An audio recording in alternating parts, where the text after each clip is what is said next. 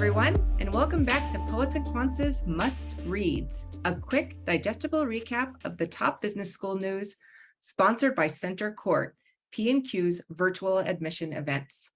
I'm your host, Christy Blyzeffer, and I'll be highlighting the most important P&Q stories you might have missed. So let's get to it.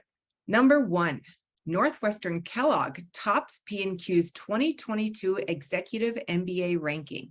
Kellogg School of Management at Northwestern University has returned to a familiar place in Poets and Quants' 2022 composite ranking of the best EMBA programs in the United States. At the very top, Kellogg shot up to number 1 after finishing 13th in P&Q's composite ranking of 2021, a year in which several top schools fell sharply after choosing not to participate in one or more of the premier rankings. Rounding out the top 5 were Columbia Business School, the University of Michigan Ross's School of Business, New York University's Stern School of Business, and the Yale School of Management. Get the full 2022 list and insights into the latest EMBA trends at our sister site, Poets and Quants for Execs. Meet the Indian Institute of Management Ahmedabad MBA class of 2023. We continue our popular class of series this week with the MBA class of 2023 from the Indian Institute of Management Ahmedabad.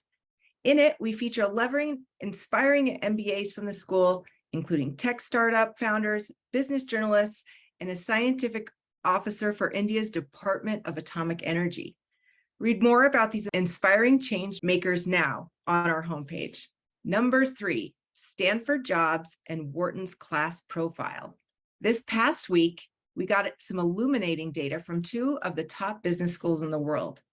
Stanford Graduate School of Business released its job report for the class of 2021, and MBA outcomes bounced back somewhat after a couple of troubling years.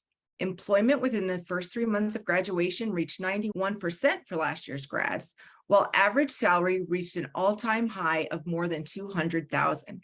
You can read the full report now on our homepage. Meanwhile, the Wharton School released its 2024 incoming MBA class profile, showing a double-digit drop in applications, but reaching gender parity for the 2nd straight year. Wharton's 13.9% drop in apps this cycle could portend similar declines at other top schools this season, and we discuss why in the full story, which you can find now in our news tab. Number 4, our weekly roundup of news you can use.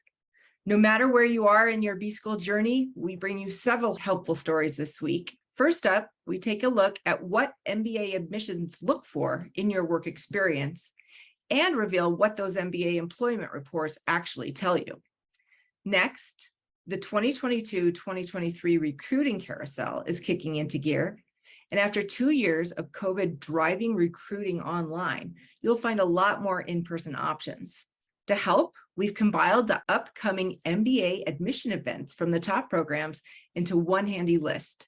You can find it in our admissions tab. And finally, on our P&Q YouTube channel, we have a specific and insightful advice on financing your MBA from our friends over at Juno, a collective bargaining platform for finding the lowest cost loans for your degree.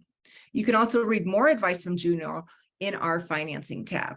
And that's it for this week's Must Reads recap. I also want to alert the school seekers out there to Center Court's upcoming MBA festival events. Our next series, the MBA in Your Career, is happening October 4th and 5th, and you can register for free on our events tab. Again, I'm Christy Blyzeffer, and you can join me next week right here for a recap of what's important in the world of business education. Thanks for listening, and as always, stay informed.